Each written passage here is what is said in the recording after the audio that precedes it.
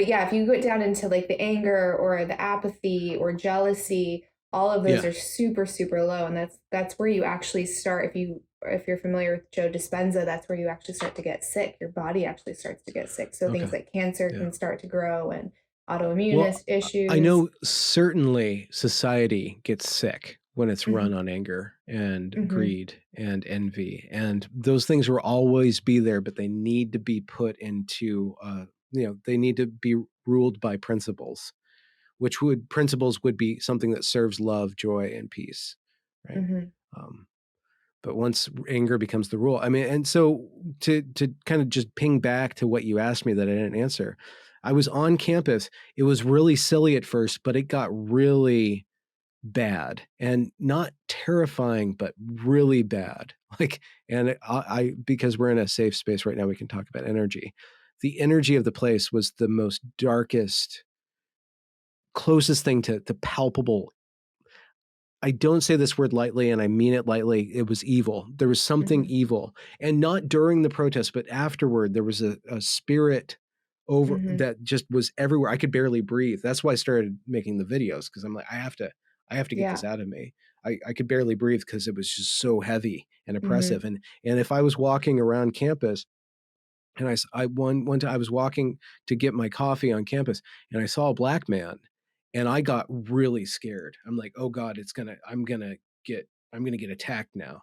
And I looked at him like, this is crazy. I never ever want to think this way. And I Right. never did, until Hmm. this godforsaken progressive college taught me that, taught Hmm. everybody that that's the order of the day.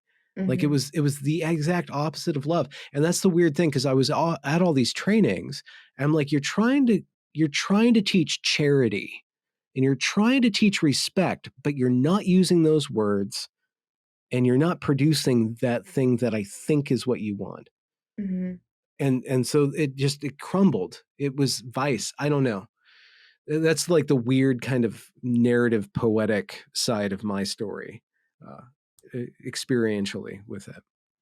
No, I think that that makes a lot of sense. It's like certain people can walk into a room and they're either energizing it and making it brighter, or they can suck all of the air out of it. And I think when you have that many people that are on the same frequency, what is clearly of anger and clearly of fear and everything that's on that lower vibrational hierarchy scale, it makes sense that that's going to kind of radiate out and kind of linger. It doesn't just dissipate because the people leave. It doesn't dissipate because the cameras go off. It's just there. Yeah, And all of these yeah, things have a ripple effect.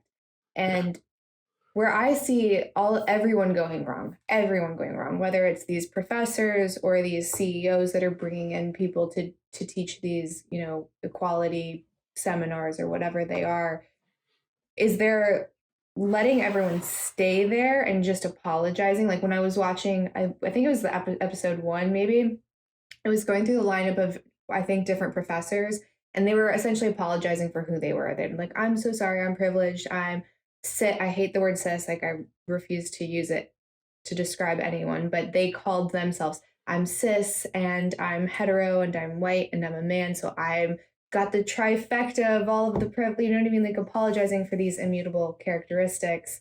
yeah. Um, and then kind of, I guess it's almost like giving the leash to a violent dog instead of correcting the behavior you don't want to see, or Hmm. trying to rehabilitate it with love, or like there's all these other approaches Hmm. you can do, but just saying I'm gonna take my hands off of the wheel and let you steer the boat, I think is the absolute worst thing that you can do.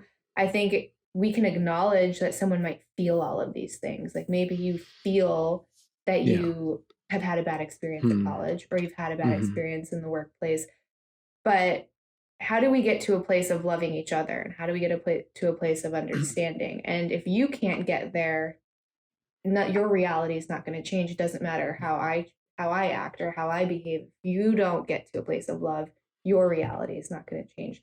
So again, it That's takes true. that accountability out, right? Like Yeah. your mindset is your reality. It's not me, it's not the environment, it's your mindset. And for some reason no one's addressing that. It's not, you create your own reality. Yeah. Well, the locus of it's called hypoagency.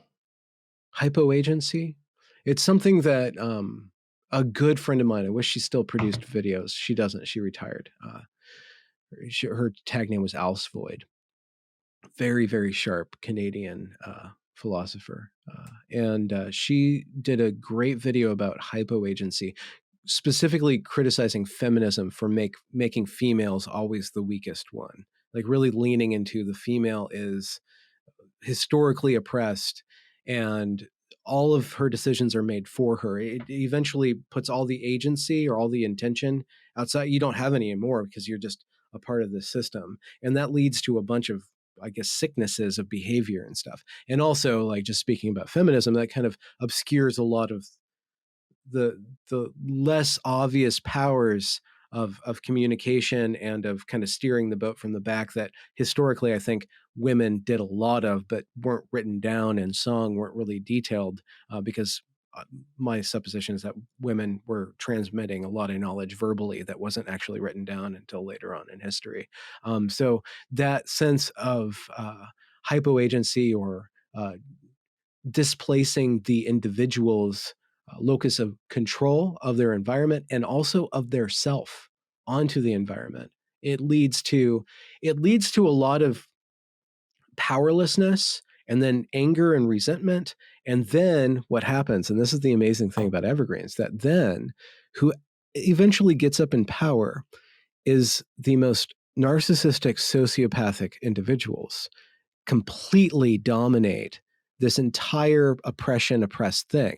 The person with the right characteristics can now manipulate everybody.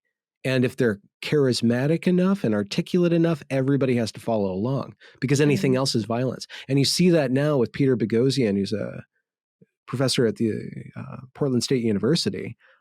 He's been writing about how this ideological faction within his college of these critical social justice scholars are now construing any criticism as harassment, which is incredibly sociopathic and narcissistic. That means that you can never question this person, but they can always call you out and always dominate you and push their ideas, which are very invasive, as we see.